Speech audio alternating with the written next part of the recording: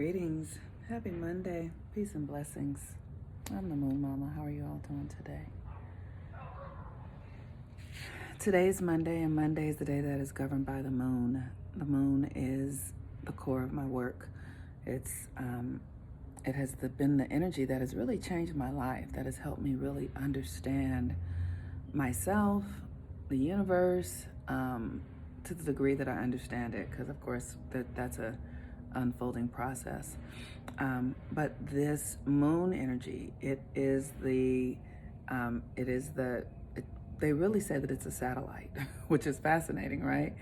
And that it reflects the light of the sun. So it lights up our night sky, not because it has light, but it's because it is reflecting light, the light of the sun. The moon's gravitational pull controls all the water on the planet, including the water in our bodies. The moon regulates our reproductive systems. There was a time when we didn't have cities and lights and all of this sort of energy at night that does impact our pituitary glands and our pineal gland. Because when in ancient times, when there were no city lights and things like that, the light of the night of the moon and what phase it was in told our bodies where we were with our own reproductive cycle each month. We've shifted all of that now because of birth control pills and women having more access to other tools has sort of impacted our relationship to the universe and the moon, because we no longer are relying on that, on following the light, following the light of the sun, the light of the moon, the gravitational pull of the moon. Though it is still impacting us, we're not relying on it as much. But the more we come back to it, the more we will begin to see it will help us regulate our emotions. It'll help us understand ourselves in a better way. It'll help us understand our connection to the universe, to the earth plane, and it will align us, because it helps you see yourself, because the moon holds the memory.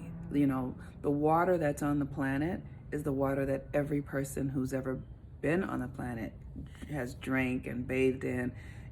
Everything in this system is what it is. We make new things out of it, but there's nothing new here, right? So like they say, there's nothing new under the sun. There's nothing new under the sun.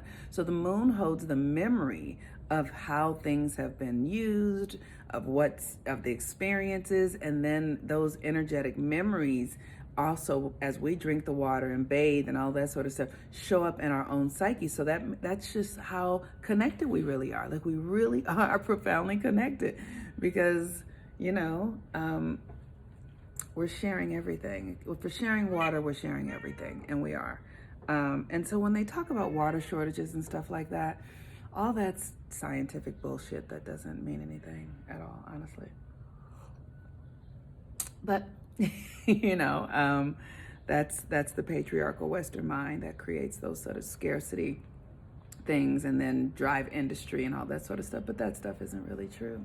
Anyway, so the moon today is at the 1st degree of Aquarius, and Aquarius is the energy that is the predominant energy in our lives right now, because we're moving into the age of Aquarius.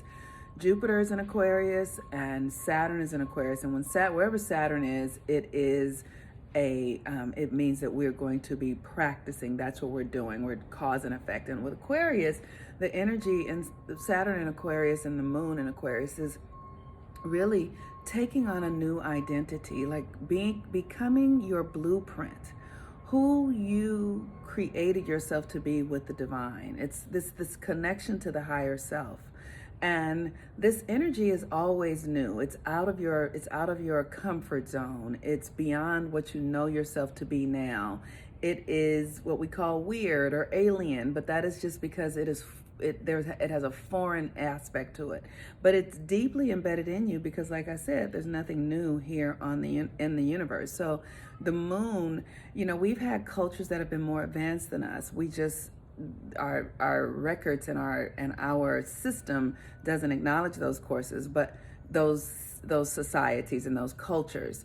But nothing is forgotten because the moon was here. The moon was here.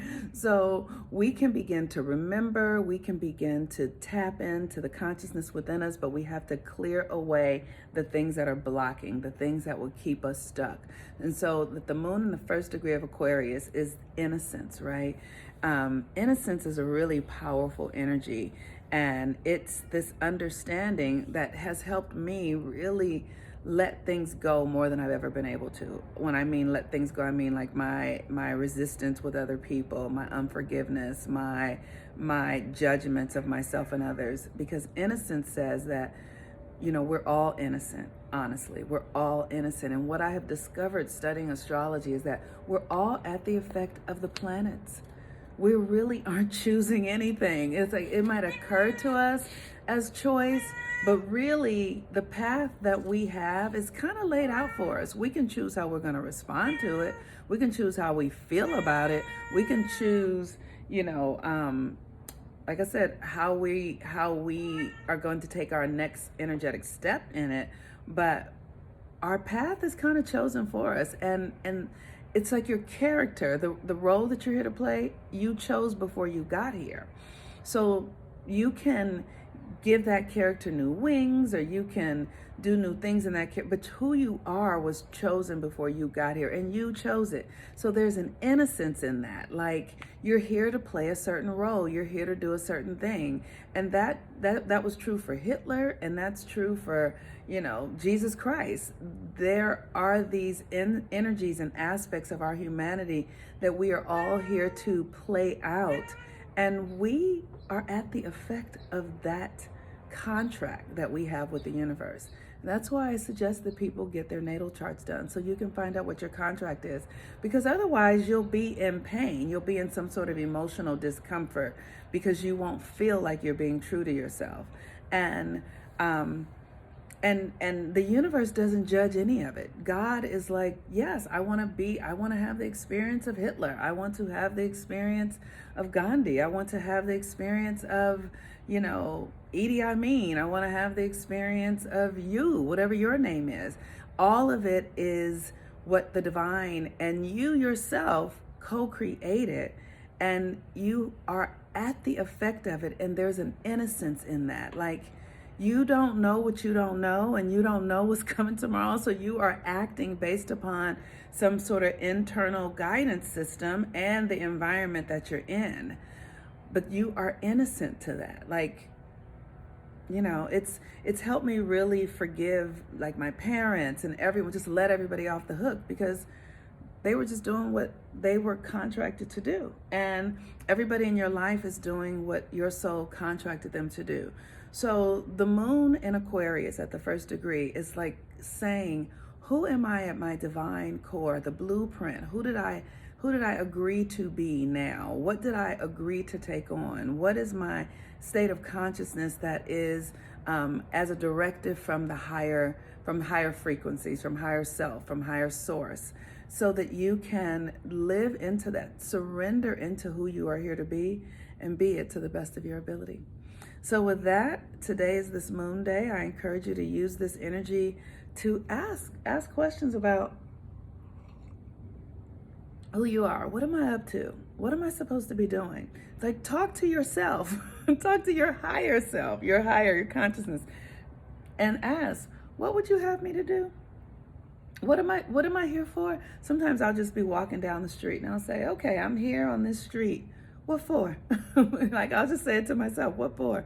Because that is your communion with the universe will help you be aligned with where you're supposed to be, who you're supposed to be with, and what you're supposed to be, how you're supposed to be in action.